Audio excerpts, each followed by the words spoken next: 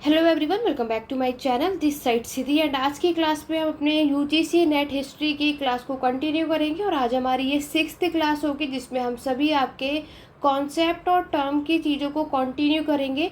अभी तक मैंने आपको बाकी के जो कॉन्सेप्ट है वो सारी क्लियर कर दिया है। आज हम बढ़ेंगे अपने नेक्स्ट टॉपिक जो है हमारा पुरुषार्थ पे। ठीक है, तो पुरुषार्थ यहाँ पर क्या होता है, इसका मतलब इस टर्म से रिलेटेड आइए चलिए इसके बारे में जानते हैं।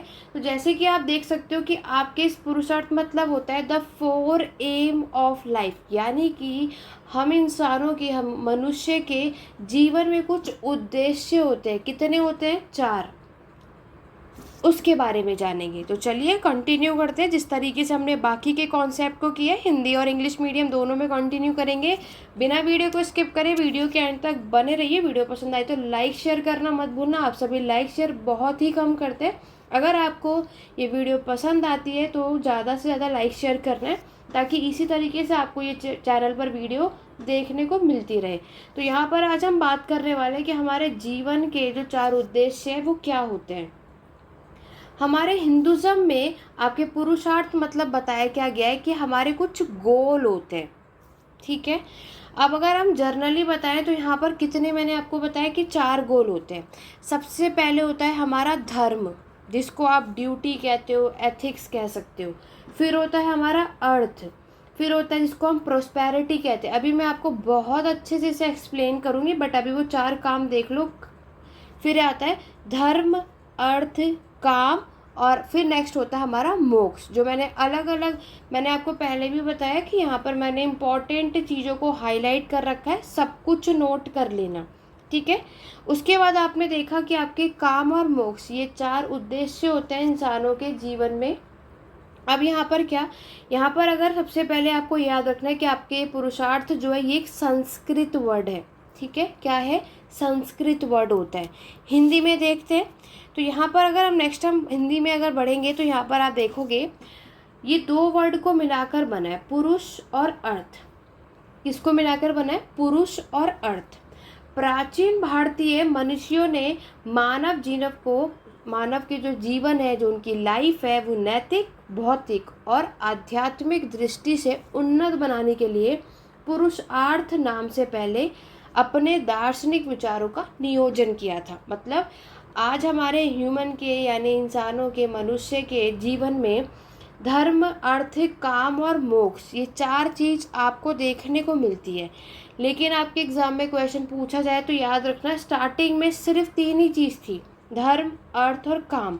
मोक्ष जो है ये बाद में ऐड किया गया था। ठीक है, आगे अगर हम देखेंगे तो आप यहाँ पर देखोगे कि आपके धर्म, अर्थ, काम और मोक्ष ये 4 हमारे क्या है, जीवन में लोगों के, व्यक्ति के जीवन को आधार प्रदान करने की, उसकी गरिमा। ठीक है, धर्म में आपने देख लिया राइट कंडक्ट, अर्थ मतलब होता है वेल्थ, काम होता है हमारे डिज़ायर, और लास्ट होता है मोक्ष। अगर मैं आपसे पूछूं, जल्दी से कमेंट करके सभी बताओगे, इन चारों में से सबसे पहला जो हमारा प्राइमरी गोल या प्राइमरी जो फोकस होना चाहिए वो किस पर होना चाहिए? धर्म पर होना चाहिए, अर्थ पर होना चाहिए, काम पर होना चाहिए, या मोक्ष पे? देखते हैं कि हर एक स्टूडेंट की अपनी अपनी क्या सोच है। मैंने आपसे पूछा है कि प्राइमरी जो आपका गोल है, प्राइमरी जो हमारा फोकस होता है, इन चारों में से किस पर होना चाहिए? बाकी सब तो सेकेंडरी होंगे, लेकिन मैंने आपको क्या बताया, इसमें से कोई एक है जो कि हमारा प्राइमरी होता है। जल्दी से सभी कमेंट करेंगे, मैं देखना चाहूँगी कितने स्टूडेंट। देखो यहाँ पर ये नहीं है कि हम आए, वीडियो को ऑन किया, देखकर चले गए। आपका बराबर का पार्टिसिपेशन रहना चाहिए आप सभी का। अगर इस वीडियो पर, इस क्लास पर अच्छा रेस्पॉन्स रहा तो इसी तरीके से आपको ये वीडियो कंटिन्यू देखने को मिलेगी। आप सभी जानते हैं कि आप लोगों के इतने इंसिस्ट करने पर यूजीसी नेट हिस्ट्री की क्लासेस मैं लेकर आई हूँ, बट मैं अगर आप सभी के लिए इतनी मेहनत कर रही हूँ तो आप लोगों का भी बराबर का पार्टिसिपेशन होना चाहिए, और आप सभी को भी बताना चाहिए कि जो भी आपको इससे रिलेटेड चीज़ें पता है। तो जल्दी से कमेंट करो, मैं देखना चाहूँगी कितने स्टूडेंट का प्राइमरी जो गोल है उनके अकॉर्डिंगली क्या होना चाहिए। अब मेरे अकॉर्डिंगली क्या होना चाहिए वो तो मैं आपको अभी बता ही दूँगी। वीडियो को हम कंटिन्यू देखते रहेंगे तो बिना स्किप करें, वो भी बहुत अच्छे से एक्सप्लेनेशन के साथ। मैंने आप सभी के लिए यहाँ पे डायग्राम भी बनाया है ताकि आपको ये सारी चीज़ें अच्छे से क्लियर हो जाए। इसको शॉर्ट कर लेती हूँ ताकि आपको ये पूरी चीज़ें दिखे। चलो यहाँ तक कर लेते हैं, एक सेकेंड। चलो अब डन है, अब समझते हैं। देखो, सबसे पहले आपने देखा कि हमारे जीवन में, इंसानों के जीवन में 4 गोल होते हैं, ठीक। मैंने आपको बताया अर्थ, काम, धर्म, मोक्ष। देखो यहाँ पर अगर मैं बात करूँ, अर्थ का मतलब क्या होता है, ये वेल्थ होती है, सिक्योरिटी होती है, ठीक है। अर्थ मतलब जब हम बच्चे होते हैं तो हम क्या करते हैं, पढ़ते हैं, ठीक है। हम एजुकेटेड, शिक्षा क्यों प्राप्त करते हैं, ताकि हमें एक अच्छी जॉब मिल जाए, ठीक है, हम लाइफ में कुछ बन सके, है ना। फिर होता है हमारा काम। धर्म, देखो धर्म मतलब रिलीजन से कनेक्ट नहीं है, समझ रहे हो। यहाँ पर क्या है कि अगर आपने मेहनत करी, पढ़ाई कर ली है, तो फिर आप पढ़ाई किस लिए किया, कुछ बनने के लिए, कुछ करने के लिए, तो वो आपने काम किया। धर्म का मतलब ये नहीं है कि हम किसी रिलीजन की बात कर रहे हैं, यहाँ पर आपकी ड्यूटी क्या होती है उसकी बात की गई है। लास्ट होता है आपका मोक्ष। कल की क्लास में हमने आपके ऑलरेडी जो वर्ण आश्रम पढ़ा था कि कैसे हम पहले आपके चाइल्डहुड के एज में होते हैं, फिर बड़े हो जाते हैं, फिर शादी हो जाती है, फिर वही है कि रिटायरमेंट आ जाता है, फिर मोक्ष की तरफ चल जाते हैं। वही याद आ रहा है। इसी की तरीके से ये चीज़ है। अभी मैंने आपसे पूछा, देखो इसमें आपका अर्थ, काम और धर्म, बोला जाता है कि ये तीनों आपकी सेकेंडरी गोल हैं और प्राइमरी क्या होता है, मोक्ष। लेकिन देखो अगर हम एज अ स्टूडेंट देखेंगे तो यहाँ पर हमारा जो मेन, जो प्राइमरी गोल होगा वो क्या होगा, अर्थ होता है, ठीक है। हम इसको अपोजिट भी कर सकते हैं अगर हम एज अ स्टूडेंट सोचेंगे तो। बट अगर हम वैसे, अगर आप लोग बिल्कुल स्पिरिचुअल तरीके से देखोगे ना, आध्यात्मिक तरीके से सोचोगे, तब आपको ये चीज़ समझ आएगी कि एक्चुअल में आखिरकार जो मेन प्राइमरी गोल होता है वो मोक्ष होता है। किस किस को लगता है कमेंट करके बताना। तो यहाँ पर मैंने आपको क्या बताया, धर्म मतलब हमारी ड्यूटी, अर्थ मतलब हमारे रहने का तरीका, लिवलीहुड, काम मतलब हमारी डिज़ायर, जो हमारी इच्छा होती है, मोक्ष मतलब संसार से बिल्कुल अलग, समझ रहे हो आप। आपको किसी भी चीज़ की कोई भी मोह माया नहीं होती है इसमें। इसका ये मतलब होता है कि अब हम पूरे तरीके से आज़ाद हैं, हमें कोई भी फ़र्क नहीं पड़ता है कि हमें ये चीज़ है या नहीं, क्योंकि हमने इससे क्या कर लिया है, बिल्कुल भी ध्यान हटा लिया है। अब हमारा सिर्फ भगवान में ही ध्यान है। आप जब देखते हो कि लास्ट जो चीज़ बचती है वो यही है। आप सभी को पता है लाइफ में जो भी चीज़ है वो टेम्पररी है, परमानेंट कुछ भी नहीं होता, ठीक है। चाहे आज आप लाइफ में, सभी के लाइफ में सब खुश भी हैं और सब दुखी भी हैं। और दुखी का कारण बुद्धिज़्म, गौतम बुद्ध के बारे में सभी ने पढ़ा है, सभी को पता है दुख का कारण हमारी डिज़ायर, हमारी इच्छा होती है। अगर हम कोई भी चीज़ को पा लेते हैं, ठीक है, तो वो पाने के बाद क्या होता है कि एक तो हमारी इच्छा ख़त्म हो जाती है, दूसरा इच्छा ख़त्म नहीं होती और बढ़ जाती है। फिर लगता है अरे आज हमें इतना मिला, काश और ये और मिलता। मतलब आज हमारी ये सोच थी, ये मिलने के बाद आप और ऊपर जाओगे और ऊपर जाओगे। ऐसा नहीं है कि गलत है, ऑब्वियस सी बात है कि लाइफ में आगे बढ़ना है तो अगर कुछ सोचेंगे तभी तो गोल करेंगे। तो ये चीज़ें इन्होंने बताई हैं, ठीक है। क्लियर हो गया। तो याद रखना कि ये आपके मेन काम है। सीक्वेंस क्या है, धर्म, अर्थ, काम, मोक्ष, आपको इस तरीके से याद रखना है। तो ये हमने यहाँ पर इससे रिलेटेड चीज़ें कंप्लीट कर ली। तो आपके एग्ज़ाम में जब ये चीज़ें पूछी जाएंगी, आपके जो टर्म है ये पूछा जाएगा, तो आपको पुरुष, अर्थ जो मैंने यहाँ पर बताया, इनके जो 4 काम होते हैं, उनका जो मेन उद्देश्य होता है वो क्या क्या होता है, राइट कंडक्ट, अर्थ होता है वेल्थ, काम होता है हमारी डिज़ायर, और मोक्ष तो अभी हमने लास्ट देख ही लिया है। तो ये 4 मेन गोल होते हैं ह्यूमन की लाइफ में। आगे बढ़ेंगे, बात करेंगे अपने नेक्स्ट टर्म की तरफ। नेक्स्ट जो टर्म है हमारा वो है आपका वेदांत। वेदांत का मतलब आप सभी को पता है, वेदांत का मतलब होता है, याद रखना, मीनिंग पूछा जाएगा तो एंड ऑफ दी वेद। जब यहाँ पर वेदों का अंत हो जाता है उसे कहते हैं वेदांत। इसमें आपको 6 ऑर्थोडॉक्स स्कूल देखने को मिलते हैं हमारे हिंदू की फिलॉसफी में। और लिटरली मैंने आपको क्या बताया, क्या होता है, end of Veda with the emergence of philosophy of the Upanishad. याद रखना कि जो वेदांत है ये आपके उपनिषद का ही पार्ट है, ठीक है। Vedanta is also refer to as Vedanta, Mimamsa, Uttara मीमांसा और आपके मीमांसा। ठीक है, तो ये 3 मीमांसा आपको याद रखना है, जो कि आपके वेदांत को रिफ्लेक्ट करता है, बाद में reflection of the latter part of the Veda, और ये आपके ब्रह्मा को रिफ्लेक्ट करता है। ठीक है, यहाँ पर ऐसे बताया जाता है कि आपको देखने को मिलेगा इसके 5 सब ट्रेडिशन, जिसमें आपके अधिवत होते हैं, विश्व अधिवत होते हैं। ठीक है, ये 5 आपको पता हो रहे चाहिए, एग्जाम में पूछे जाते हैं। अगर मैं वेदांत की जो इन्होंने आइडिया को अडॉप्ट किया था, वो था आपका क्या मेन, योगा और आपका न्याय यानी जस्टिस। क्या होता है, योगा और आपका न्याय यानी कि जस्टिस होता है। ठीक है, यहाँ पर स्कूल आपने देखा वेस्टनिज्म, सिविज्म और शक्तिज्म पे ज़्यादातर वेदांत में इसकी फिलॉसफी पर इसे लोग इस पे ज़्यादातर प्रभावित हुए थे। जैसे कि आप सभी जानते हो कि आज अगर हम देखते हैं तो उपनिषद आपको टोटल कितने देखने को मिलते हैं, 108। वेदांग की अगर मैं बात करूं, वेदांग और ये वेदांत था जो मैंने अभी आपको बताया, वेदांग होते हैं 6, सबने पढ़ा है, शिक्षा, कल्प, ज्योतिष, व्याकरण, निरुक्त और छंद। ये सब कुछ आपको वैदिक लिटरेचर यानी वैदिक का साहित्य आपने पढ़ा है, तो ये ऑलरेडी आप सभी जानते हैं उपनिषद और वेदांग के बारे में। ठीक है, आगे कंटिन्यू करेंगे। नेक्स्ट अगर आप देखोगे तो आपको देखने को मिलता है कि हमारे वेदांग के 3 फंडामेंटल टेस्ट होते हैं। कौन कौन से 3 फंडामेंटल टेस्ट है, आपके उपनिषद, आपके ब्रह्मसूत्र और आपके भगवत गीता। एग्जाम में अगर पूछा जाए कि वेदांग के 3 फंडामेंटल टेस्ट कौन कौन से हैं, तो क्या बताएंगे, उपनिषद, ब्रह्मसूत्र और आपके भगवत गीता।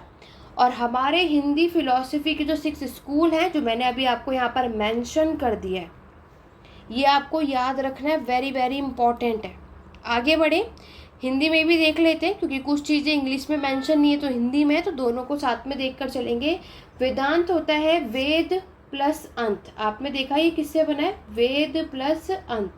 ये 2 वर्ड को मिलाकर के हमारा वेदांत बना है, मतलब वेदों का जब अंत हुआ था। वेदांत ज्ञान योग की एक शाखा है जो व्यक्ति को ज्ञान प्राप्ति की दिशा में उत्प्रेरित करता है। इसका मुख्य स्रोत क्या है, उपनिषद। एग्जाम में पूछा जाता है कि जो वेदांत है वो किसका पाठ है, वो आपके उपनिषद का ही है, जो वेद ग्रंथों और अन्य ग्रंथों को सार को समझाते हैं। अन्य आपने सुना है ना। फिर यहाँ पर हम देखते हैं कि उपनिषद जो है वैदिक साहित्य का क्या है, अंतिम भाग है, लास्ट पार्ट है, इसीलिए हम इसको वेदांत कहते हैं। ये भी हमें चीज़ पता होना चाहिए कि हम इसे वेदांत क्यों कहते हैं, क्योंकि ये उपनिषद का सबसे अंतिम भाग माना जाता है। तो यहाँ पर हमने इसका मीनिंग भी देख लिया है। आगे अगर हम बात करते हैं तो मैंने आपको क्या बताया, वेदांत में टोटल कितनी 3 शाखाएं आपको देखने को मिलती है, अद्वैत वेदांत, विशिष्ट वेदांत, विशिष्ट अद्वैत। ठीक है, और द्वैत, इसको क्लियर कर लेना, एक बार करेक्ट कर लेना, अद्वैत वेदांत, वरिष्ठ अद्वैत, द्वैत और आपका है द्वैत। ठीक है, ये वेदांत वेदांत बोल बोल के रिपीट करके एक ही वर्ड हो रहा है, तो इसको करेक्ट कर लेना। तो वेदांत हमने समझ लिया कि ये हमारे उपनिषद का आखिरी अंतिम भाग होता है, और ये होता है इसलिए हमारे वेदों का अंत, इसी से ये वर्ड आपका बना है। तो आज की क्लास में हमने आपके 2 टर्म को क्लियर कर लिया। एक तो आपका वेदांत क्या होता है, और दूसरा आपने देख लिया कि हमारी लाइफ में पुरुष अर्थ यानी कि ह्यूमन की लाइफ में उद्देश्य क्या होता है 4, वो हमने कंप्लीट कर लिया। आशा करती हूँ आज की क्लास आप सभी को पसंद आई होगी। तो आज की क्लास को इतना ही रखेंगे, बाकी हम अपने नेक्स्ट क्लास में कंटिन्यू करेंगे। तो जैसे कि आप सभी जानते हैं कि अभी हमारी ये नई क्लास स्टार्ट हुई है, तो वीडियो ज़्यादा लंबी मैं बनाना नहीं चाहती। इस वीडियो को ज़्यादा से ज़्यादा लाइक शेयर करो, सब्सक्राइब कर लो, चैनल को फॉलो कर लो अगर अभी तक नहीं किया है। कमेंट बॉक्स में आपको सारे लिंक मिल जाएंगे। व्हाट्सएप ग्रुप बना रखा है मैंने यूजीसी नेट का, फर्स्ट टाइम मेरे चैनल पर आए हो, जल्दी से सारे लिंक को यहाँ पर मैंने प्रोवाइड कर रखा है, उसको ज्वाइन कर लो। इससे पहले जो भी क्लासेस हुई हैं, क्लास 1 से लेकर के क्लास 5, इसके सारे लिंक कमेंट बॉक्स में प्रोवाइड कर दिए गए हैं, उसको ज़रूर देख लेना। और आपको कोई भी डाउट या क्वेरी कमेंट के थ्रू पूछ सकते हैं। आशा करती हूँ आपको आज की क्लास पसंद आई होगी और ये दोनों टर्म क्लियर हो गए होंगे। तो जैसे कि मैं आपको हर वीडियो में एक बात कहती हूँ, इन दोनों टर्म से रिलेटेड आपको कुछ लगता है कि मैंने कोई भी चीज़ स्किप कर दी है तो आप कमेंट के थ्रू बता सकते हैं, ताकि वैसे मेरी पूरी कोशिश है कि मैं सारी जगह से एनालाइज करने के बाद ही आपके लिए सारी चीज़ें लेकर के आएँ कि कुछ भी स्किप ना हो। एग्ज़ाम में यूजीसी नेट से पूछा जाए तो ये सारी चीज़ें आप कर सको। देखो अभी मैं आपसे कॉन्सेप्ट क्लियर कर रही हूँ, इसके आगे फिर हम क्वेश्चंस भी करेंगे, लेकिन क्वेश्चन हम तब करेंगे जब आपको इसकी नॉलेज होगी। तो इसलिए पहले हम टॉपिक कॉन्सेप्ट को क्लियर करेंगे, फिर हम क्वेश्चंस की तरफ बढ़ेंगे। इसी तरीके से इसको कंटिन्यू करेंगे। आज की हमारी 7th क्लास होगी और यहाँ पर हमने अपने क्लासेस को अपने सिलेबस के अकॉर्डिंगली स्टार्ट करा है। अभी तक हमने लास्ट क्लास में मैंने आपको वेदांत के बारे में बताया था, ठीक है। जैसे कि आपको पता है कि अभी हमारा जो कॉन्सेप्ट टर्म्स वाला जो टॉपिक है, इस पर हम अभी अपनी क्लासेस को ले रहे हैं। तो लास्ट क्लास में मैंने आप सभी को वेदांत के बारे में कराया था। आज हम इसको कंटिन्यू करेंगे और हम नेक्स्ट पढ़ने वाले हैं कि आपके ऋण क्या होता है, ठीक है। इसके बारे में हम यहाँ पर डिस्कस करने वाले हैं। तो बिना वीडियो को स्किप करें, वीडियो के एंड तक बने रहिएगा। आप में से कई ऐसे स्टूडेंट हैं जो हमारे चैनल पे फर्स्ट टाइम जुड़े हैं, तो सबसे पहले तो चैनल को फॉलो कर लो ताकि आगे आने वाली वीडियोस के अपडेट आपको मिलते रहे। और यहाँ पर हर एक क्लास के आगे, क्योंकि आप में से कई ऐसे जो अभी जिन्होंने ज्वाइन किया हमारे क्लासेस को, तो पीछे की क्लासेस के बारे में उन्हें समझ नहीं आ रहा है, तो बाकी के लिंक आपको कमेंट बॉक्स में मिल जाएंगे। नहीं तो आप सभी यहाँ पर देख सकते हैं कि क्लास 7 है, तो ऑब्वियस है ऊपर जितनी भी क्लास 6 अभी तक हो चुकी है, हर एक के में मैंने चीज़ें मेंशन की है कि आपकी कब कौन सी क्लास थी, ठीक है। तो आज का जो हमारा वर्ड होगा वो होगा हमारा ऋण। अगर एग्जाम में पूछा जाए कि ऋण क्या होता है, तो ये आपका एक संस्कृत वर्ड है जो कि RNA से बना है, ठीक है। तो ये हम क्या कह सकते हैं, ये हमारा एक कब आता है, ये बोला जाता है ये वो टाइम होता है जब हमारा गृहस्थ वाला स्टेज होती है, जब गृहस्थ की जो हमारा फेज चलता है ना लाइफ में, उस टाइम पर आपको ये देखने को मिलता है। बताया जाता है कि हमें टोटल कितने रत्न देखने को मिलते हैं, 3, यानी कितने ऋण देखने को मिलते हैं, 3 देखने को मिलते हैं, वो भी हमारे हिंदू धर्म में। इसका मतलब the man in indebted to god ancestor and sages. यहाँ पर पहले तो हमें ये पता होना चाहिए कि हमारे कौन कौन से क्या कह सकते हैं ड्यूटीज़ हैं हमारे पेरेंट्स पे को लेकर के, हमारे गुरु को लेकर के, जो हमारे पूर्वज हैं, या फिर गॉड यानी भगवान को लेकर के हमारी क्या क्या यहाँ पर जो कह सकते हैं कि हमारी क्या क्या ड्यूटीज़ बनती हैं, वो सारी चीज़ें आप यहाँ करोगे। अगर हम बात करें तो यहाँ पर हमारे जो मैंने आपको 3 बताए, जो 3 हमें डेप्ट देखने को मिलते हैं या ऋण देखने को मिलते हैं, तो यहाँ पर आप लोग ये मत समझना कि यहाँ पे कर्जा की बात हो रही है या कर्ज की बात हो रही है, बिल्कुल भी नहीं। यहाँ पर जो ऋण है आपके 3 कौन कौन से होते हैं, पहले वो याद करो। देव ऋण, नेक्स्ट है आपका पितृ ऋण, और उसके लास्ट है आपका ऋषि ऋण। तीनों याद रखने हैं, देव, पितृ और आपका ऋषि। मैंने आपको क्या बताया कि एक आपका गुरु, पूर्वज और आपके गॉड, यही तीनों होते हैं हमारे ऋण। देव ऋण होते हैं जो ये डेप्थ होता है हमारे किसके लिए, भगवान के लिए। पितृ के लिए समझ रहे हो, जो हमारे एंचेस्टर पूर्वज होते हैं उनके लिए। ऋषि की तरफ की अगर मैं बात करूं तो नाम से काम भी समझ आ रहा है। देखो यहाँ पर क्या है कि अभी हम हिंदी में भी डिस्कस करेंगे, ये क्लासेस बाइलिंगुअल होती है, तो किसी को कोई भी प्रॉब्लम नहीं होगी, बिना वीडियो के स्किप करें, आपको ये चीज़ें देखनी है। अब हम इसे डिटेल में समझते हैं, हिंदी में भी समझाएं ताकि हिंदी वाले स्टूडेंट को प्रॉब्लम ना है। बाकी इंग्लिश में और हिंदी में दोनों में ही चीज़ें। देखो यहाँ पर अगर हम ऋण की बात करें, कर्ज की बात करें, तो भगवान तथा पूर्वजों के प्रति जो हमारा कर्तव्य है, ये होता है ऋण का मतलब। नेक्स्ट मैंने आपको क्या बताया, 3 प्रकार के होते हैं, देव ऋण, आपका ऋषि ऋण और पितृ ऋण। ऐसा माना जाता है कि मनुष्य को इन ऋणों से मुक्त होना चाहिए। क्या होना चाहिए, फ्री होना चाहिए। आपके धर्मशास्त्र में बताया गया है कि ब्रह्मचर्य के पालन से ऋषिगण होता है। ऋषिगण आपका ऋषिगण जो है आपका वो कौन सा है, वो टाइम है जब हमारा ब्रह्मचर्य का हमें पालन करना चाहिए। जब हम यज्ञ आदि करते हैं वो स्टेज को हम बोलते हैं देव ऋण, यानी जब हम यज्ञ करते हैं ना, तो वो कौन सा होता है, आपका देव ऋण होता है। और संतान उत्पत्ति के द्वारा जो होता है उसे हम पितृ ऋण से व्यक्ति मुक्त प्रदान कर सकता है। ये 3 तरीके के ऋण हमें यहाँ पर देखने को मिलते हैं, ठीक है। तो एग्ज़ाम में इस पॉइंट यानी इस टर्म को लेकर के यहीं से क्वेश्चन हमें देखने को मिलता है।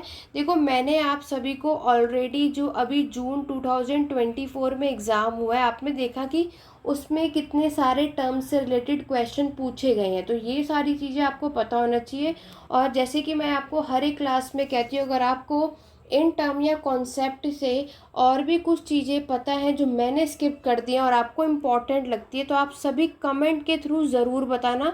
और जो चैनल पर फर्स्ट टाइम आए हो तो यूजीसी नेट हिस्ट्री के लिए व्हाट्सएप ग्रुप मैंने बनाया है, लिंक कमेंट बॉक्स में मिल जाएगा। यहाँ पर आपको यूजीसी नेट से रिलेटेड, यहाँ पर हम आपके क्विज करते हैं, जहाँ पर जो भी हिस्ट्री से इम्पॉर्टेंट पोस्ट होती है वहाँ पर मैं अपलोड करती हूँ। तो उसके लिए आप इस व्हाट्सएप ग्रुप को ज़रूर ज्वाइन करना, लिंक आपको कमेंट बॉक्स में मिल जाएगा। तो ये हो गई हमारे ऋण, कितने प्रकार की होती है? 3। आगे बढ़ेंगे, हम नेक्स्ट टर्म की बात करेंगे, वो है हमारा संस्कार। संस्कार वेरी इंपॉर्टेंट। अभी आपने देखा कि हमारे एग्जाम में एक तो संस्कार और दूसरा मैरिज, इस पर सबसे ज़्यादा क्वेश्चन पूछे जाते हैं। अगर मैं बात करूं जिसे हम संस्कार कहते हैं, हिंदी में भी लिखा है, इसको इस तरीके से भी लिखते हैं। आपके सबसे पहले देखो, मैंने आपको पहले भी बताया, जितने भी इंपॉर्टेंट फैक्ट्स हैं मैंने उसे हाईलाइट और अंडरलाइन कर रखा है। आप सभी जब नोट प्रिपेयर करेंगे तो इस तरीके की इसको नोट कर लेना। धर्मशास्त्र जो है वो हमारे लिटरली संस्कार को डिस्क्राइब करते हैं, प्रिपरेशन और अरेंजमेंट। मतलब यहाँ पर आपको पता है कि हमारे हिंदुओं में टोटल कितने संस्कार होते हैं? 16 संस्कार होते हैं जो हमें अपने पूरे एंटायर लाइफ में कवर करने होते हैं, जिसके नाम आप यहाँ पर देख सकते हो कि मैंने नोट किया। अभी मैं आपको इसको सबको डिटेल में नीचे बताऊंगी कि हर एक संस्कार में क्या मतलब है, क्या नहीं, और शुरुआत कहाँ से होती है। देखो ये आपको पता भी होना चाहिए, ठीक है। देखो शुरुआत हमें पता होना चाहिए गर्भधान से, ठीक है। और ये आपकी कहाँ पे ख़त्म होगी? जब डेथ हो जाती है, 80 पे जब हम लोग हो जाते हैं, लास्ट स्टेज ये है। तो 16 संस्कार हैं, कौन कौन से वो मैं आपको बताने वाली हूँ। हिंदी में भी आप यहाँ पर देख सकते हैं। हमारे प्राचीन काल में ये माना जाया है कि मनुष्य जो है जन्म से असंस्कृत होता है, ठीक है। संस्कारों के बाद वह शुद्ध, परिष्कृत और संस्कृत हो गया है। इनके उद्देश्य से निम्न संस्कारों का विधान किया गया। देखो 16 संस्कार है, लेकिन एग्जाम पॉइंट ऑफ व्यू से बहुत इंपॉर्टेंट चीज़ें जल्दी से सभी नोट कर लो।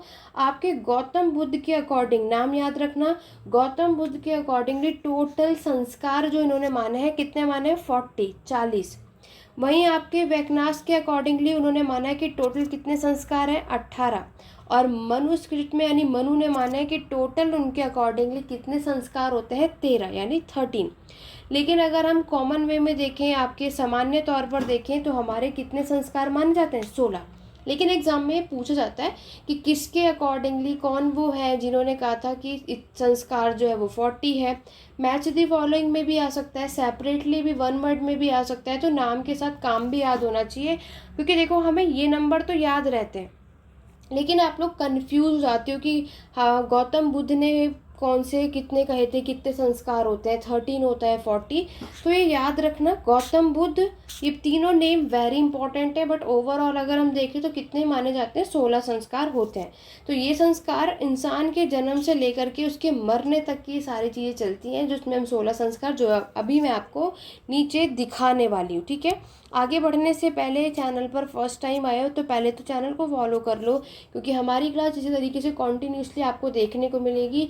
और आपको जल्दी से फेसबुक पेज, आपको सारे लिंक नीचे कमेंट बॉक्स में मिल जाएंगे। आपको फेसबुक को फॉलो करना, जहाँ पे यूजीसी नेट की क्लासेस होती है। यूट्यूब चैनल को भी फॉलो कर लो, हिस्ट्री की क्लासेस बहुत सारी वहाँ पर अपलोडेड है, जहाँ पर इंपॉर्टेंट क्वेश्चन भी है। तो अगर आपने कोई भी इंस्टाग्राम हैंडल है, यूट्यूब चैनल है, व्हाट्सएप चैनल है, नहीं ज्वाइन किया तो सबको ज्वाइन कर लो, ठीक है। चलो अब हम इसको यहाँ पर आराम से समझते हैं, बिना किसी को वीडियो स्किप करे, ध्यान से समझना है, ठीक है। सभी को स्क्रीन में नज़र आ रहा है? ये मैं हिंदी और इंग्लिश दोनों में दिखाऊंगी, सबको यहाँ पर देखना है, ठीक है। ये इंग्लिश में आप देख रहे हो, मैंने आपको क्या बताया, शुरुआत आपकी सबसे पहले होती है गर्भधान से, जब बच्चे पेट में होते हैं, ठीक है। और उसके बाद आता है आपका नेक्स्ट। देखो यहाँ पर पता होना चाहिए, हमारे जो संस्कार होते हैं सम और कार से बना है, वेल प्लान जिसका मतलब होता है, और जब हमें एक्शन लेना होता है। यहाँ पर बोला जाता है कि हमारे 16 संस्कार को आपके एग्जाम पॉइंट ऑफ व्यू से षोडश संस्कार बोला जाता है। एग्जाम में पूछा जाता है कि 16 संस्कार को हम और क्या कहते हैं? षोडश संस्कार भी कहते हैं, ठीक है। देखो ये सारे नेम आपको यहाँ पे हिंदी और इंग्लिश मीडियम में मेंशन है, सब दिख रहा है। इसी को मैं नीचे एक्सप्लेन करूँगी, ठीक है। ये आप लोगों के लिए लगा है, बट चलो यहाँ पर देख सकते हो। तो यहाँ पर आपने देखा कि एक हमारा, जब हम बच्चे जो होते हैं वो कहाँ होते हैं? पेट में होते हैं। फिर हमारा गर्भ अवस्था का तीसरा महीना जब होता है, जब ये वो टाइम है जब कंसीव करते हैं। नेक्स्ट होता है बच्चे के जन्म से लेकर पहले माह की सुरक्षा के सीमांत तक ये माना जाता है। उसके बाद उसके बौद्धिक विकास तक माना जाता है। ठीक है, ये आप देख रहे हो, ये मैं आपको जो व्हाट्सअप ग्रुप है हमारा, जिसे लिंक अगर आपने नीचे कमेंट बॉक्स में देख लिया उसको ज्वाइन कर लेना। ये दोनों की इमेज मैं आपको वहाँ पे सेंड कर दूँगी ताकि आप इसको प्रॉपर वे से पढ़ सको। ठीक है, और यहाँ पर याद रखना कि ये इस तरीके से आप देख सकते हो एरो बनाए कि पहले कौन सा आता है संस्कार, उसके बाद कौन सा आता है। जैसे आप देखते हो फिर नामकरण आता है ना, बच्चा जो पहली बार घर से बाहर जाता है उसके लिए अलग है। अन्नप्राशन होता है हर 6 महीने में, हर 6 महीने में नहीं, स्टार्टिंग यानी 6 महीने बाद जब उसको पहली बार अन्न खिलाया जाता है। उसके बाद उसके जब मुंडन का टाइम आता है ना, उसके बाद उसका टाइम आता है जब पियर्सिंग होती है यानी कान छिदवाए जाते हैं। फिर उसका टाइम आता है कि जब वो सबसे पहले विद्या यानी एजुकेशन पढ़ाई के लिए जाता है। उसके बाद उसे पवित्र धागा पहनाया जाता है जिसे बहुत लोग जनेऊ भी कहते हैं। फिर आपका वो टाइम आएगा कि जब आपके अध्ययन के प्रत्येक वर्ष से पहले उसके बाद में तो ये सारी चीज़ें होगी। फिर उसकी शादी होगी, है ना, और फिर उसकी शादी एंड ऑल के बाद फिर लास्ट है अंतिम संस्कार और काम फिनिश। ये सारे संस्कार हमें देखने को मिलते हैं। इसी को नीचे डिटेल में अच्छे से समझा रही हूँ मैंने यहाँ पर प्रॉपरली, आप सभी के इंग्लिश और हिंदी मीडियम में ध्यान में रखते हुए ये क्लास बनाई है। ठीक है, तो आशा करती हूँ कि आपको ये क्लास पसंद आ रही होगी। आप लोग लाइक बहुत कम करते हैं क्योंकि आप लोग कहते हो कि मैम क्लास पसंद आएगी तो लाइक ज़रूर करेंगे, तो जल्दी से लाइक और शेयर करो क्योंकि मैंने हिंदी और इंग्लिश मीडियम दोनों के लिए नोट्स प्रिपेयर किए हैं ताकि जितने भी स्टूडेंट यूजीसी नेट की यहाँ पे प्रिपरेशन कर रहे हैं तो उन्हें कोई भी कहीं भी किसी भी तरीके की प्रॉब्लम ना आए। देखो, सबसे पहला एग्जाम पॉइंट ऑफ व्यू से जो क्वेश्चन आता है उसे समझो। प्रीनेटल संस्कार, प्रीनेटल संस्कार अगर आपसे पूछा जाए तो उसमें आपके 3 संस्कार आते हैं। पहला आता है गर्भधान, फिर आता है आपका पुंसवन और फिर आता है आपका सीमोंत्रयन। ये 3 संस्कार प्रीनेटल संस्कार होते हैं। समझ गए आप सभी? तो प्रीनेटल संस्कार एग्जाम में पूछा जाएगा, 16 में से कोई भी ऑप्शन में हो सकता है, तो आपको ये याद होना चाहिए, इसे नोट कर लेना। आगे बढ़ते हैं। नेक्स्ट जो हमारे संस्कार आते हैं वो होते हैं हमारे चाइल्डहुड संस्कार। चाइल्डहुड जो हमारे बचपने में तो शुरुआत होती है, देखो मैंने नंबर सीक्वेंस में लिखा है। सबसे पहले आता है आपका जात कर्म, फिर आता है नामकरण, फिर आता है आपका निष्क्रमण, फिर आता है आपका अन्नप्राशन। ठीक है, और फिर आपको यहाँ पर देखने को मिलेगा चूड़ा कर्म जिसे मुंडन का मैंने आपको बताया ना, और उसके बाद आता है आपका कर्णवेद। तो ये सब हमारे चाइल्डहुड के संस्कार होते हैं। आगे बढ़ेंगे, नेक्स्ट हम बात करेंगे हमारा एजुकेशनल संस्कार। एजुकेशनल संस्कार में सबसे पहले आपका आता है जब हम विद्या आरंभ करते हैं। फिर आता है आपका यज्ञोपवीत, ठीक है, या जिसे हम आपके उपायन भी कहा जाता है। फिर हम बात बोलेंगे वेद आरंभ, और फिर आता है आपका केशांत, और फिर आता है आपका समावर्तन। तो ये सारे संस्कार को क्या कहलाते हैं? आपका एजुकेशनल यानी शिक्षा का संस्कार। और उसके बाद आपको देखने को मिलेगा मैरिज, यानी जो विवाह का है वो एक ही है 15th नंबर पे, और लास्ट होता है हमारा डेथ यानी मृत्यु, जिसे हम आपके अंत्येष्टि के नाम से जानते हैं। यानी जब हम श्राद्ध होता है ना, जो लाइफ जब शुरू हुई है, सभी को पता है कि एक ना एक दिन सभी को जाना है। तो ये थे हमारे कंप्लीटली 16 यानी 16 संस्कार, और यहाँ पर इसको हर एक चीज़ में डिवाइड किया गया है। चाइल्डहुड का अलग है, प्रीनेटल का अलग है, मैरिज अलग है, डेथ अलग है ना, और एजुकेशनल का अलग है। तो ये पूरे 16 संस्कार है। 16 संस्कार में मैंने आपको ये सारी चीज़ें बता दी। तो यहाँ पर आपने देखा 3 महीने प्रेगनेंसी का जब हमारा टाइम पीरियड होता है, और फिर आपका होता है for protection of mother before child birth, ठीक है, और उसके बाद जब बच्चा पैदा हो जाता है तब की बात, फिर उसके नामकरण आपको याद रखना है। फिर the taking child first time out of the house, जो मैंने आपको बताया निष्क्रमण के नाम से जिसको हम जानते हैं। फर्स्ट टाइम जब उसका अन्नप्राशन होता है, अन्नप्राशन चाहिए तो आपको याद रहेगा। 14 कर्म मैंने आपको बताया जिसको हम क्या कहते हैं, यह जब उसका मुंडन होता है, फर्स्ट टाइम जब उसके हेयर कट होते हैं। तो ये सारे नाम आपको याद करना है, और इसी तरीके से क्रोनोलॉजिकल ऑर्डर में याद करना, और इसको कौन से लेवल पर किसको क्या कहते हैं, ये सारी चीज़ें आपको यहाँ पर नज़र आ रही हैं। इसका ये मैं आपको पूरी जो है ये इमेज आपको व्हाट्सएप के ग्रुप में सेंड कर दूंगी, वहाँ से आप इसको अच्छे से पढ़ लेना। आज की क्लास कैसी लगी कमेंट करके ज़रूर बताना। आशा करती हूँ कि ये दोनों टर्म आपको क्लियर हो गए होंगे। अगर इससे रिलेटेड कोई भी डाउट या क्वेरी है तो कमेंट करके ज़रूर बताना। इसी तरीके से हम बाकी की क्लास 8th है, ऑलरेडी 7th क्लास हम ऑलरेडी कर चुके हैं। लास्ट क्लास में मैंने आपको 16 संस्कारों के बारे में बताया था। वहाँ तक आशा करती हूँ आपके सारे जो टर्म्स कॉन्सेप्ट है वो क्लियर हो गए होंगे। तो जिन्होंने वो वीडियो नहीं देखी उसको ज़रूर चेकआउट करना। आपको बाकी के लिंक आपको कमेंट बॉक्स में देखने को मिल जाएंगे। आज हम बात करेंगे आपके यज्ञ की। किसकी? यज्ञ का मतलब क्या होता है? बहुत इंपॉर्टेंट टर्म है, एग्जाम में इससे रिलेटेड क्वेश्चन हमें देखने को मिलते हैं। यज्ञ का मतलब मैं अगर आपको बताऊं तो इसका मतलब होता है सेक्रीफाइस या फिर वर्शिप।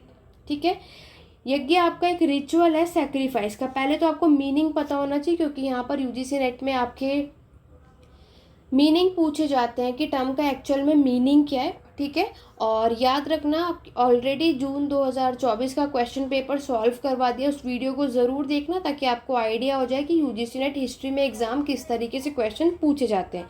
यहाँ पर यज्ञ का मतलब हमने समझ लिया एक तरीके का ये कौन सा रिचुअल होता है, सेक्रीफाइसेस का। ठीक है, यहाँ पर कल्प सूत्र की लिस्ट में यज्ञ का टाइप बताए गए। कल्प सूत्र में नाम याद रखना, जैसे कि आपको पता है कि मैंने जितने भी इंपॉर्टेंट चीज़ें जो आपको एग्जाम पॉइंट ऑफ व्यू से पता होनी चाहिए इसमें मैंने अच्छे से यहाँ पे हाईलाइट और अंडरलाइन कर लिया। तो ये सारी चीज़ों को नोट करना आपके अपने नोट्स में। ठीक है, तो कल्प सूत्र में आपके कुछ यज्ञ का टाइप बताया हुआ है। तो टोटल 5 यहाँ पर यज्ञ है, ये टोटल 5 आपके यज्ञ हैं, इसको आपको देखना है। उसके बाद रिमेनिंग जो 16th यज्ञ हमें देखने को मिलता है विच आर वन टाइम संस्कार और रिचुअल विद मंत्र।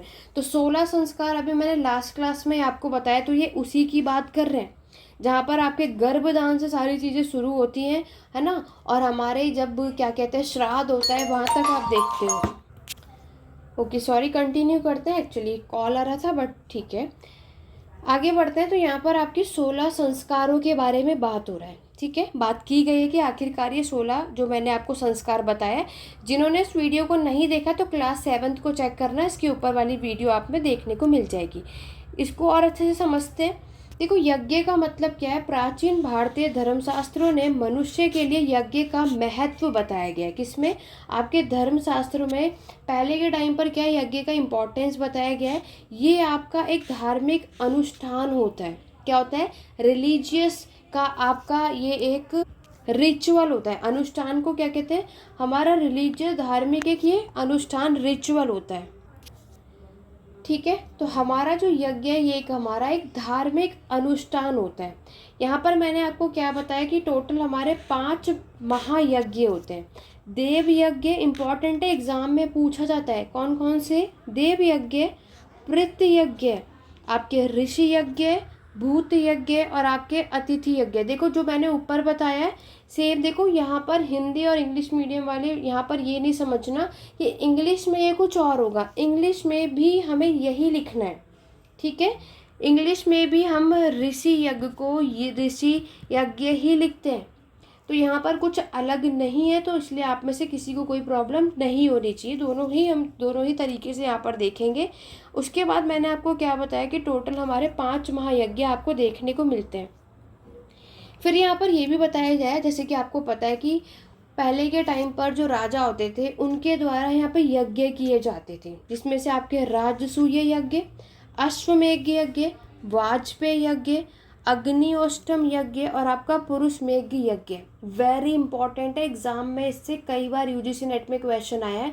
अब मैं आपको इसको डिटेल में समझाती हूँ। आखिरकार हर एक यज्ञ में कौन कौन से डायरेक्शन में होता है, कौन कौन सी दिशाओं में ये यज्ञ होता था, क्या होता था, कैसे, ये भी हमारे एग्जाम में पूछा जाता है। अब मैं आपको इसको डिटेल में बताती हूँ। ठीक है, चलिए।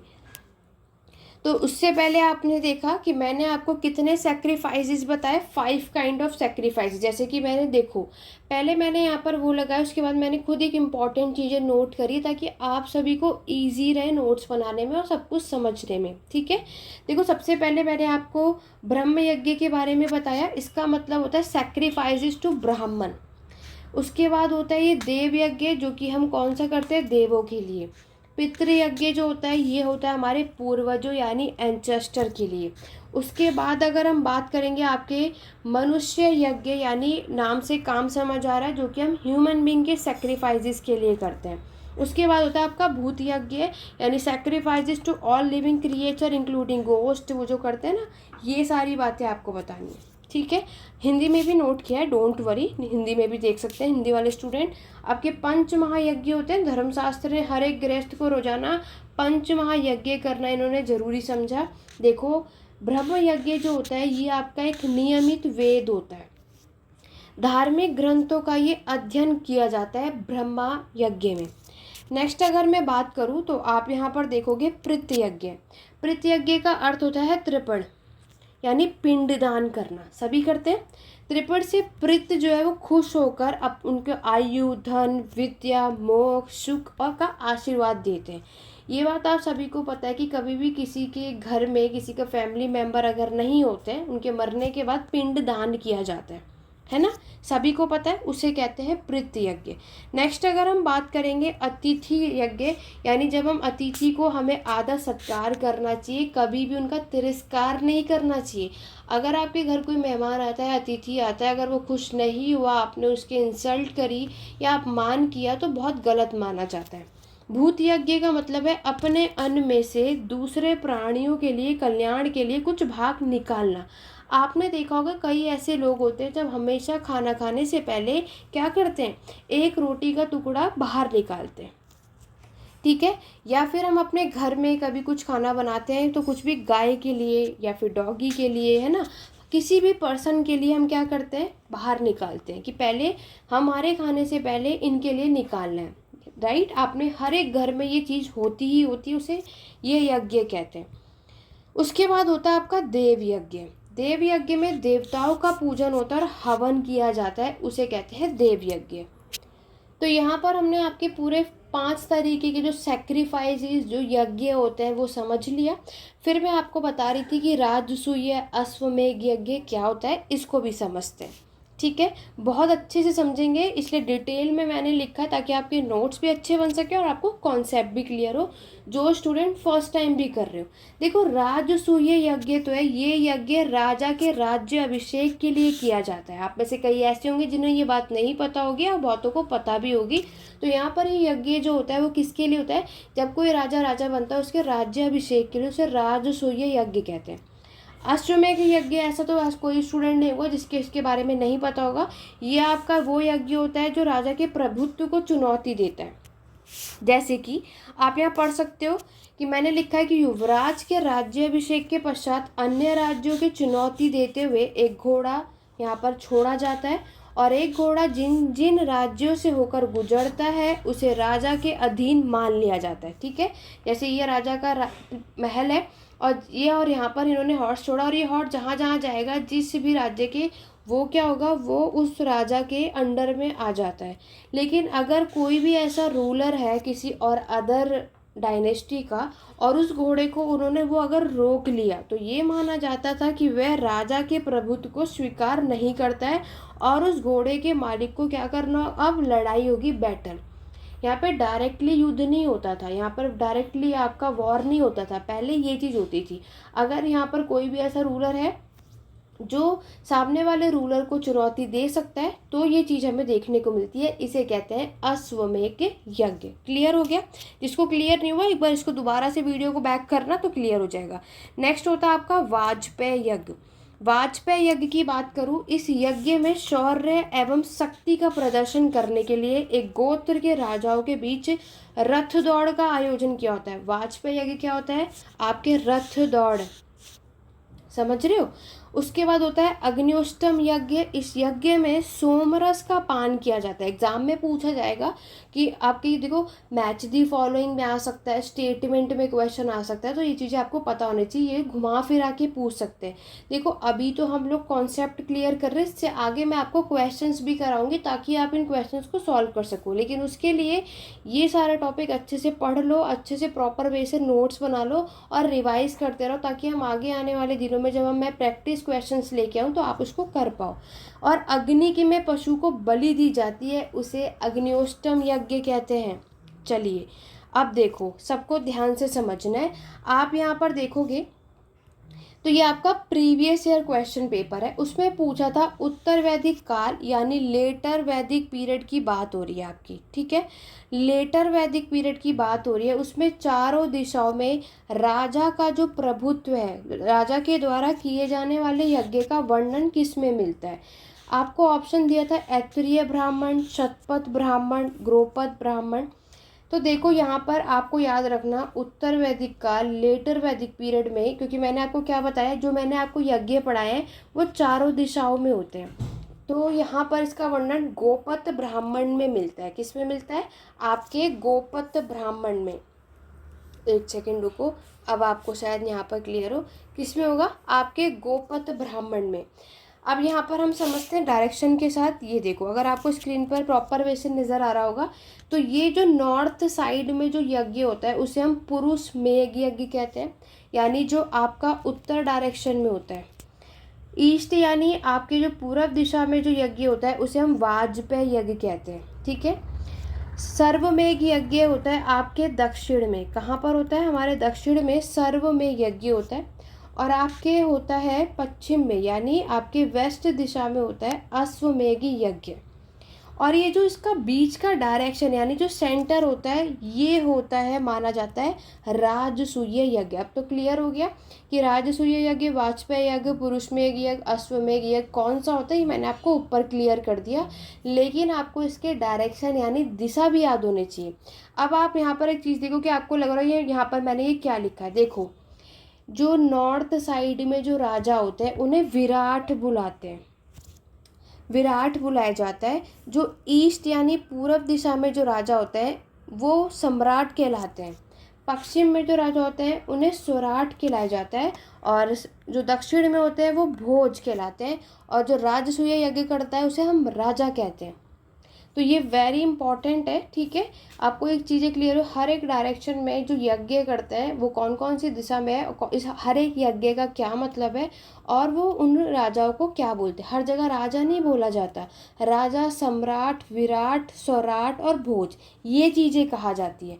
और इम्पॉर्टेंट चीज़ देखते हैं। देखो यहाँ पर आपको ये कैसे याद रखना है, ये आपके डायरेक्शन है। याद कराने की ट्रिक मैं आपको बता रही हूँ। आपको न्यूज़ याद रखना है। क्या? न्यूज़। न्यूज़ में आपका north, east, west, south. Virat मैंने आपको क्या बताया, जो नॉर्थ साइड में राजा होता है उसे हम विराट कहते हैं। ईस्ट में सम्राट होता है, वेस्ट में स्वराट होता है, साउथ में भोज होता है। तो उसका जो फ्रंट है यानी जो उसका सबसे पहला अक्षर है, पहला वर्ड वी, स, भ, ठीक है। इसका वी, इसका सा और इसका स और भो। तो विसर्ग से आप इसको याद रखना, ठीक है। तो इससे आपको ये याद रहेगा, न्यूज़ याद रखना है। और न्यूज़ के बाद आपके हर एक डायरेक्शन में हमें क्या याद रखना है। तो बहुत इजी है, तो मैंने आपको ट्रिक भी बता दी ताकि आप लोग इसको याद कर सके, याद रह सके। तो यज्ञ का वर्णन भी मैंने आपको बता दिया।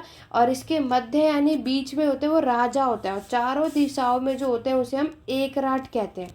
ये भी इम्पॉर्टेंट है, जो चारों दिशाओं में जो यज्ञ होते हैं उसे हम एकराट कहते हैं। एग्जाम में आता है, इंग्लिश वाले भी लिख लो, एकराट ऐसे लिखते हैं। हिंदी में भी एकराट कहते हैं, और जो बीच में उसे तो राजा हम कहते ही हैं। बाकी मैंने हर एक डायरेक्शन में आपको बता दिया। तो इस तरीके से आपको ये चीज़ें याद रखनी है। मैंने बहुत अच्छे से यहाँ पर मेंशन किया है। गोपथ ब्राह्मण और ऐत्रेय ब्राह्मण याद रखना। गोपथ ब्राह्मण अथर्ववेद का है, ऐत्रेय ब्राह्मण यजुर्वेद का है। तो यहाँ पे राजा के द्वारा यज्ञ का उल्लेख मिलता है और राजा का उल्लेख इसमें मिलता है। दोनों में फ़र्क है। यूजीसी नेट में क्वेश्चन आता है, राजा का उल्लेख हमें कौन से ब्राह्मण में मिलता है, तो वो ऐत्रेय में मिलता है। और राजा जो यज्ञ करता है उसका उल्लेख कहाँ मिलता है, तो वो गोपथ ब्राह्मण में मिलता है, ठीक है। तो ये आपका पूरा कंप्लीटली क्या है, यज्ञ के बारे में। और बहुत लेंदी टॉपिक हो चुका है। नेक्स्ट में हम गणराज्य को कंटिन्यू करेंगे। आशा करती हूँ कि आप सभी को अब ये यज्ञ का जो टॉपिक है प्रॉपर में सबको क्लियर हो गया है। इसी क्लास में हम डिस्कस करने वाले हैं आपके यूजीसी नेट का जो हमारा कॉन्सेप्ट टर्म और आइडिया का जो कॉन्सेप्ट था उसके नेक्स्ट टर्म के बारे में बात कर रहे हैं। और आज हमारी ये क्लास 9th होने वाली है। इससे पहले हमने ऑलरेडी 8th क्लास तक कवर कर लिया था। और जैसे कि आप सभी जानते हैं कि हम टर्म्स, कॉन्सेप्ट और आइडिया के बारे में डिस्कस कर रहे थे। आज का जो हमारा टर्म होने वाला है वो होगा आपका गणराज्य। हमारे एग्जाम में क्वेश्चन जो टर्म पूछा था कि गणराज्य का मतलब क्या होता है, तो आप यहाँ पर देख सकते हो कि गण का मतलब क्या होता है। ये होता है आपका the ruling class comprising member of the equal social status. ठीक है, आप लोगों ने पहले भी मास्टर में, आप कई बार हिस्ट्री में हम ये चीज़ पढ़ चुके हैं कि गण और संघ की क्या होता है कि संघ होता है एक स्टेट फॉर्म बाय मैनी कुल, एक राज्य होता है जिसके अंदर बहुत सारे कुल होते हैं, है ना। अब देखो गणराज्य जिसे हम क्या और क्या कहते हैं, रिपब्लिक। रिपब्लिक को ही हम गणराज्य के नाम से जानते हैं। तो यहाँ पर ये इसकी शुरुआत आपको 6th सेंचुरी BC में देखने को मिलती है, जब हमारा आयरन एज लोह युग की शुरुआत हुई थी। तो यहाँ पर आप देखोगे कि उस टाइम पर हमारे नॉर्थ इंडिया में, आपके उत्तर भारत में बहुत सारे राज्यों का एमरजेंस हमें देखने को मिलता है। यहाँ पर जैसे कि आप लोग जानते हैं, जिसे आप 16 महाजनपद, पहले तो वो जनपद था, अभी हम डिटेल में देखेंगे। फिर आपको वहाँ पर 16 महाजनपद देखने को मिलते हैं। तो उन 16 महाजनपद में कुछ ऐसे स्टेट थे जो कुछ रिपब्लिक थे, यानी आपके गणराज्य था, यानी गणतंत्र कह सकते हो।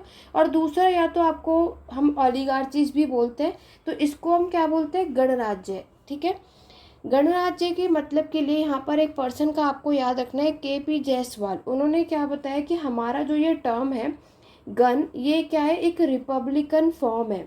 हमारे संविधान का क्या है, एक रिपब्लिकन गणतंत्र का मतलब आप सभी को पता है, जहाँ पर मोनार्की यानी राजतंत्र नहीं होता। ठीक है, जो हमारा टर्म है गण संघ या फिर गणराज्य, ये बताया जाता है कि यहाँ पर आपको इक्वल स्टेटस देखने को मिलता है। लेकिन रोमिला थापड़ के अपने एक अलग व्यूज़ है। आपको ये नाम भी याद रखना है कि किसके अकॉर्डिंगली क्या है, क्योंकि यूजीसी नेट के एग्जाम में हमें ये चीज़ें देखने को मिलती हैं। तो रोमिला थापड़ के अकॉर्डिंगली इन्होंने बताया, head of the families belonging to a clan और clan chief in a confederacy of clan govern the territory of the clan और आपके through an assembly of which alone they were member. देखो रोमिला थापड़, और यहाँ पर हमने देखो भी मैंने आपको क्या बताया, सभी ने ऑलरेडी आपका 16 महाजनपद या महाजनपद के बारे में पढ़ रखा है। और हमने वहाँ देखा कोई वहाँ पे कुछ ऐसे राज्य स्टेट थे जहाँ पर आपके कुछ रिपब्लिक थे स्टेट और कुछ मोनार्की सिस्टम हमें देखने को मिलते हैं। राइट, अब रिपब्लिक के अकॉर्डिंगली यहाँ पर जो आपका गणराज्य है, तो आपके KP जायसवाल ने, नाम याद रखना, डॉक्टर KP जायसवाल ने आपके रिपब्लिक को 3 कैटेगरीज में डिवाइड करा है। एक बोला कि वो था डेमोक्रेसी, जो पूरा गण यहाँ पर होता है। डेमोक्रेसी मतलब आप सभी को पता है, जो आज के टाइम पर यानी लोकतंत्र हमें देखने को मिलता है। नेक्स्ट है आपका एरिस्टोक्रेट्स यानी प्योर कुल, ये था गण, इसे बोलते हैं कुल। और मिक्स्ड एरिस्टो के जहाँ, और तीसरे में इन्होंने बताया कि ऐसा एक राज्य है जहाँ पर एरिस्टोक्रेट्स भी थे और डेमोक्रेसी भी थी, मिक्सचर था किसका, कुल का और आपके गण का। लेकिन डेमोक्रेसी की अगर मैं बात करूँ, रिपब्लिक यानी गणतंत्र के बारे में इन्होंने बताया कि आपके डेमोक्रेसी जिसे हम कहते हैं कि यहाँ पर आपका सिर्फ गण देखने को मिलते हैं। Adult population participated in the administration, तो यहाँ पर जितने भी अडल्ट मेंबर हुआ करते थे सिर्फ वही आपके प्रशासन में शामिल होते थे। एरिस्टोक्रेट्स की अगर हम बात करें तो यहाँ पर selected families participated in the administration, तो यहाँ पर कुछ ही परिवारों को यहाँ पर सेलेक्ट किया जाता था और वही आपके कह सकते हैं आपके प्रशासन एडमिनिस्ट्रेशन में पार्टिसिपेट कर सकते थे। और जो तीसरा हमारा रिपब्लिक माना जाता है जिसमें आपको दोनों ही देखने को मिलते हैं, कुल और आपके गण के लोग। ठीक है, अभी मैंने आपको बताया गणराज्य या फिर रिपब्लिकन स्टेट की अगर हम बात करें तो ये आपको देखने को मिलता है कब, 6th सेंचुरी BC में, 6ठी शताब्दी ईसा पूर्व में। तो ये कुछ जगहें हैं जो कि आपकी क्या है, रिपब्लिक। ये सारे वो स्टेट हैं जो क्या माने जाते हैं, रिपब्लिक थी, यहाँ पर मोनार्की सिस्टम नहीं थे। एग्जाम में ये क्वेश्चन आता है कि आपके कौन कौन से स्टेट रिपब्लिक था और कौन कौन सा मोनार्की, तो ये गणतंत्र और राजतंत्र के बारे में पता होना चाहिए। यही चीज़ हम हिंदी में भी देखेंगे, बात एक ही है, तो किसी को कंफ्यूज होने की बिल्कुल भी ज़रूरत नहीं है, क्योंकि हमने इंग्लिश और हिंदी दोनों मीडियम को देखते हुए चलेंगे और आपको दोनों पर ही ध्यान रखना है, क्योंकि यहाँ पर कुछ चीज़ें इंग्लिश में मेंशन नहीं है तो कुछ हिंदी में नहीं है। गणराज्य रिपब्लिक सरकार का एक रूप है जिसमें देश के सार्वजनिक मामला माना जाता है, ना कि शासकों की निजी संस्था। बताया ना मैंने आपको कि ये मोनार्की यानी राजतंत्र आपको देखने को नहीं मिलता, यहाँ पे सार्वजनिक मैटर आपको देखने को मिलता है। ठीक है, एक गणराज्य के भीतर सत्ता को प्राथमिक पद विरासत में नहीं मिलती। ये सरकार का एक रूप है जिसके अंतर्गत राज्य का प्रमुख राजा नहीं होता। यहाँ पर कोई भी कुछ कर सकता है। खास तौर से जो भी स्टेट रिपब्लिक होता है तो उसमें एरिस्टोक्रेट्स यानी जो आगे प्रिस्ट होते हैं, पोप होते हैं या फिर अपर क्लासेस के लोग होते हैं, उनके हाथों में पावर मानी जाती है। ठीक है, ऐसा बोला जाता है कि आपके 2017 यानी कि 2017 में कि दुनिया के कितने आपके 201 संप्रभु राज्यों में से 149 आधिकारिक नाम के हिस्से में रिपब्लिक शब्द का उपयोग किया गया। ये आपको याद रखना है एग्जाम पॉइंट ऑफ व्यू से, क्योंकि यहाँ पर अगर स्टेटमेंट से रिलेटेड यूजीसी नेट ने क्वेश्चन पूछा है तो ये आपको पता होना चाहिए। गण मतलब जनता होती है, राज्य रियासत देश एक ऐसा देश होता है जहाँ के शासन तंत्र में सैद्धांतिक रूप से देश का सर्वोच्चम पद आम जनता में से कोई भी व्यक्ति का पदासीन हो सकता है। अभी मैंने आपको क्या बताया, कॉमन पीपल में से कोई भी। यहाँ पर मोनार्की सिस्टम आपको नहीं देखने को मिलेगा। ठीक है, ये है आपका गणतंत्र। नेक्स्ट टाइम की अगर हम बात करेंगे, लेकिन आगे बढ़ने से पहले मैं आप सभी को बता दूं, जितने भी मेरे चैनल पर फर्स्ट टाइम आए सबसे पहले तो चैनल को फॉलो कर लो ताकि इसी तरीके की वीडियोज अपडेट आप सभी को मिलते रहे। और व्हाट्सअप ग्रुप मैंने आप सभी के लिए बनाया, तो जितने भी स्टूडेंट यूजीसी नेट एग्जाम की प्रिपरेशन कर रहे हैं तो व्हाट्सअप ग्रुप का लिंक नीचे कमेंट बॉक्स में आप सभी को मिल जाएगा। उसको सभी के सभी जरूर ज्वाइन करो। उस वीडियो को जितना ज़्यादा हो सके लाइक शेयर करो, ताकि जितने भी स्टूडेंट यूजीसी नेट हिस्ट्री के एग्जाम की प्रिपरेशन कर रहे हैं तो ये स्टार्टिंग से इस क्लासेस को देख सके ताकि उनकी हेल्प हो सके। यहाँ पर हम बाइलिंगुअल क्लासेस इसलिए करते हैं क्योंकि आप में से बहुतों की ये चीज़ आती है कि मैम इंग्लिश में यूजीसी नेट हिस्ट्री की क्लासेस बहुत रेयर हमें कहीं देखने को मिलती है, इसलिए मैंने पूरी कोशिश की है कि यहाँ पर मैं बाइलिंगुअल क्लासेस कराऊँ कि आप में से किसी को कोई प्रॉब्लम ना आए। ठीक है, तो ज़्यादा से ज़्यादा वीडियो को लाइक और शेयर करो और व्हाट्सएप ग्रुप को ज्वाइन कर लो, जहाँ पर मैं आपको बाकी की अपडेट और हम यहाँ पर इंपॉर्टेंट फैक्ट जो है यूजीसी नेट हिस्ट्री से रिगार्डिंग वो यहाँ पर मैं अपडेट आप सभी को देती रहती हूँ। तो आगे बढ़ते हैं। नेक्स्ट हमारे टर्म की बात है, वो है आपका जनपद। जनपद अभी मैंने आपको बताया जो कि हमारे जन और पद यानी इन दो वर्ड को मिलाकर बना है, सभी को पता है और ऑलरेडी सबने से पढ़ा भी है। तो ये इसका मतलब क्या होता है, the land where the people settle down. तो यहाँ पर एक क्या होता है कि जब ऐसी भूमि यहाँ पर लोग जो हो जाते हैं अब सेटल हो जाते हैं। हमारे वैदिक टेस्ट के पॉइंट ऑफ व्यू से यहाँ पर बताया गया कि देखो जब आर्यन के ट्राइब्स यहाँ पर है उन्हें जन बोला गया। ठीक है, और वैदिक संहिता के पॉइंट ऑफ व्यू से बोले तो जन यहाँ पर इसे जाज बोला गया है, जिसे हम डिनोट करते हैं ट्राइब। तो वेरी इंपॉर्टेंट है, नोट कर लो एग्जाम में, इसे कंफ्यूज नहीं होना। वैदिक टेस्ट के अकॉर्डिंगली आर्यन ट्राइब को यहाँ पर क्या बोला गया, आपके जन बोला गया है। और आपके वहीं अगर मैं वैदिक संहिता के तौर पे बात करूँ, जो आपके वैदिक संहिता होते हैं तो यहाँ पर इसे जज बोला गया। ठीक है, और ये तो यहाँ पर मैंने आपको क्या बताया, ये हमारे आर्यन के ट्राइब के लिए यहाँ पर क्या किया गया, इस वर्ड के लिए डोनेट किया गया है वर्ड। तो ये बहुत इंपॉर्टेंट है, आपको पता है आर्यन जो है ये माने जाते हैं कि आपके सेमी नोमैडिक पेस्टोरल कम्युनिटीज़ होती हैं, यानी खानाबदोशी लोग होते हैं, इनका पूरा समुदाय होता है और धीरे धीरे ये जनपद बन जाता है। जो कि मैंने आपको बताया कि लोग अब क्या करते हैं, इकट्ठे होते हैं कोई भी एक जगह पर, चाहे वो मैन हो, चाहे आपके कोई भी व्यापारी हो, कोई भी आर्टिस्ट हो। ठीक है, और यहाँ पर ये इकट्ठे हो जाते हैं। यहाँ पर स्टार्टिंग में आज के टाइम पर 6th सेंचुरी BC में आप सभी ने महाजनपदास पढ़ा है। ठीक है, कितने पढ़े, 16। लेकिन ऐसा पांडिनी ने, सभी ने पांडिनी का नाम सुना है, पांडिनी ने मेंशन किया है कि पहले कितने जनपद थे, 22। 22 में से कितने टोटल हुआ करते थे, आपके 22 जनपद होते थे, जिसमें आपके मगध, अवंती, कोशाल और वस्त ये सबसे ज़्यादा इम्पॉर्टेंट माने जाते थे। इसे नोट कर लेना, एग्जाम में पूछा जाता है। तो यहाँ पर याद रखिए 16 महाजनपद के बारे में सभी को पता होता है, लेकिन याद रखना पांडिनी ने कितने महाजनपद बताए थे, आपके टोटल 22। 22 आपको जनपदास देखने को मिलते हैं। और इसमें कौन कौन से स्टेट सबसे ज़्यादा इंपॉर्टेंट माने जाते हैं, वो है आपका मगध, अवंती, कोशाल और वस्त। ये चारों नाम याद रखना, एग्जाम में क्वेश्चन पूछे जाते हैं। आगे बढ़ेंगे, नेक्स्ट हम बात करेंगे कि हमारे ऑर्डिनरी पीपल ऑफ जनपद वर कॉल्ड विश। जो हमारे आम आदमी होते हैं ना, आम लोग जो होते हैं जो जनपद के, उन्हें विश बोला जाता है। और ये कह सकते हो ये आपका ना एडमिनिस्ट्रेशन, प्रशासन के यूनिट है। आपके वैदिक पीरियड के टाइम पर इसको डिवाइड किया गया है। विश हमारा फर्दर डिवाइड होता है, जिसे आप ग्राम कहते हो, जिसे आप विलेज कहते हो। और आपको पता है कि हमारे नॉर्थ इंडिया में जो प्रशासन है इसका स्मॉलेस्ट यूनिट ग्राम होता है, ठीक है। और ये भी हमें पता है कि हर एक जनपद का अपने खुद का एक कैपिटल, राजधानी हमें देखने को मिलता है। कौटिल्य ने, नाम भी याद रखना आपको, कौटिल्य ने आपके जनपद टर्म को यूज़ किया था for territories as a constituent of state. इनका मानना था कि हर एक जनपद में इनका पॉलिटिकली नेम क्या है, जो पॉलिटिकली नेम क्या है, राष्ट्र है। कौटिल्य ने जनपद को क्या नाम दिया है, राष्ट्रीय नाम दिया है, ठीक है।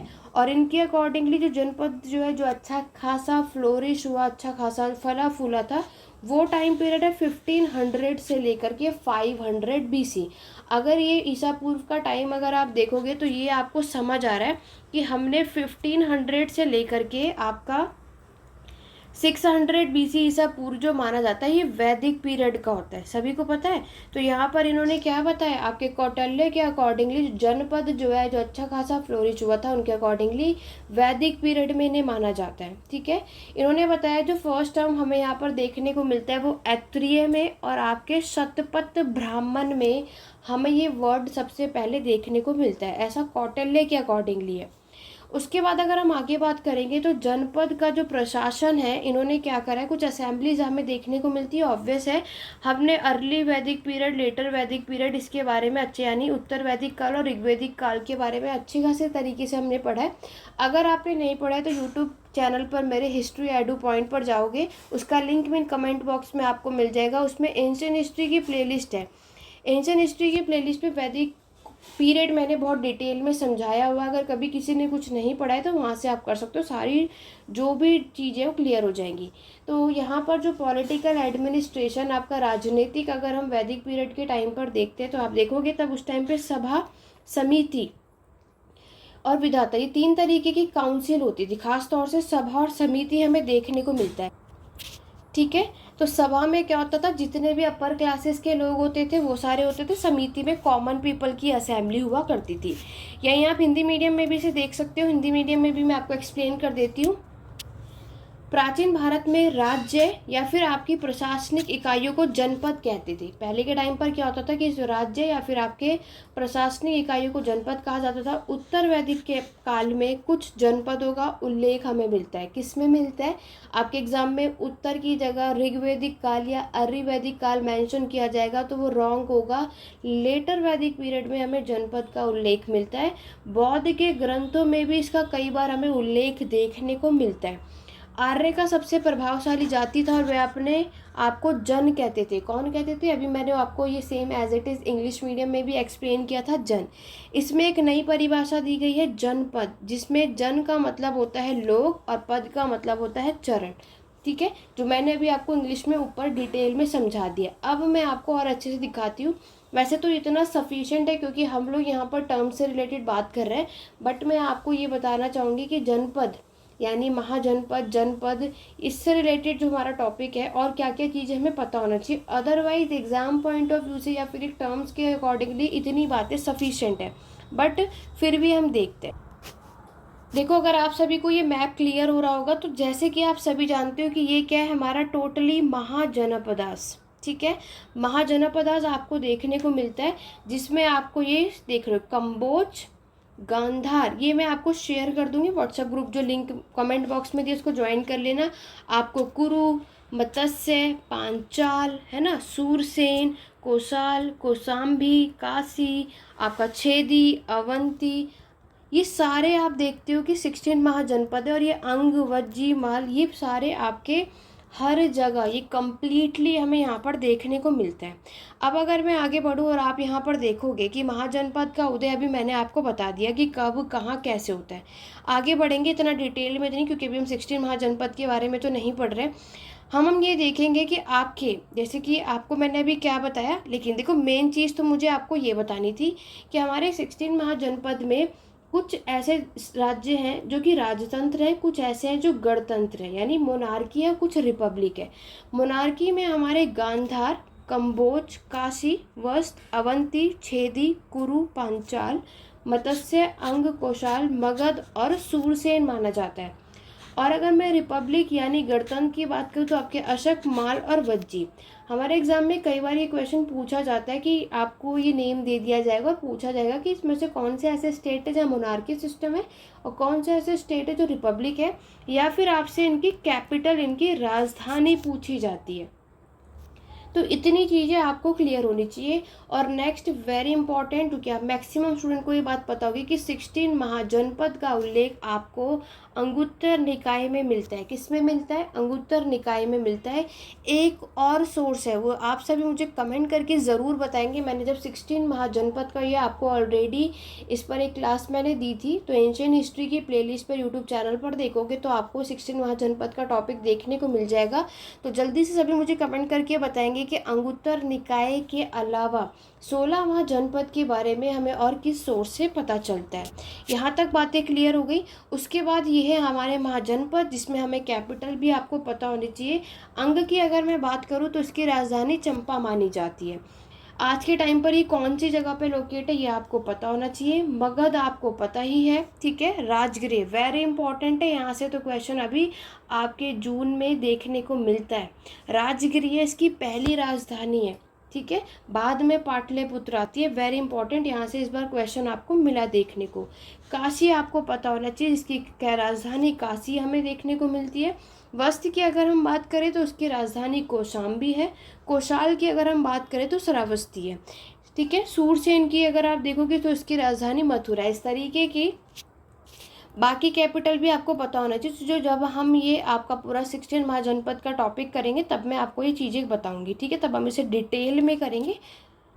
तो अभी हम वापस आ गए अपने इस पे, और जहाँ पर हमारा मेन अभी उद्देश्य है कि जनपद जो हमारा टर्म है इसका क्या मतलब होना चाहिए। तो मेरी पूरी कोशिश रही कि मैंने आपको ये दोनों ही कॉन्सेप्ट, रिपब्लिक और आपका जन, ये एग्ज़ाम में जनपद का मतलब क्या होता है और इससे एग्ज़ाम में क्वेश्चन आएगा तो आपको क्या क्या चीज़ें करनी है। इसी तरीके की हमारे चैनल पर आपको ये क्लासेस कंटिन्यू देखने को मिलती रहेगी। आशा करती हूँ आज की क्लास आपको पसंद आई होगी। कमेंट करके ज़रूर बताना आज की क्लास आप सभी को कैसी लगी। वीडियो को ज़्यादा से ज़्यादा लाइक और शेयर करो ताकि ज़्यादातर स्टूडेंट आपके इस चैनल से जुड़ सके। अगर आप सभी का रिस्पॉन्स इस पे वीडियो पे अच्छा रहा तो क्लासेस को हम और भी बड़ा करेंगे, इसकी लेंथ को बढ़ाएंगे। जैसे आप में से कई ऐसे स्टूडेंट हैं जिनका कमेंट आ रहा है मैम क्लासेस को और भी टाइमिंग इसकी बढ़ा दो, तो ये मैं अभी इसलिए नहीं बढ़ा रही क्योंकि अभी हमारी एक नई शुरुआत है। अगर आप सभी का रिस्पॉन्स अच्छा रहा तो ये वीडियो का जो टाइम पीरियड है इसको हम इंक्रीज़ कर देंगे। बट अभी के लिए इतना ही। आशा करती हूँ आज की क्लास आपको पसंद आई होगी। कमेंट बॉक्स में आपके सारे लिंक प्रोवाइड है, तो सबको ज़रूर ज्वाइन करना। कोई भी डाउट या क्वेरी है तो आप कमेंट के थ्रू पूछ सकते हैं। आज की क्लास में बस इतना ही। मिलते हैं अपने नेक्स्ट वीडियो में। Thank you for watching.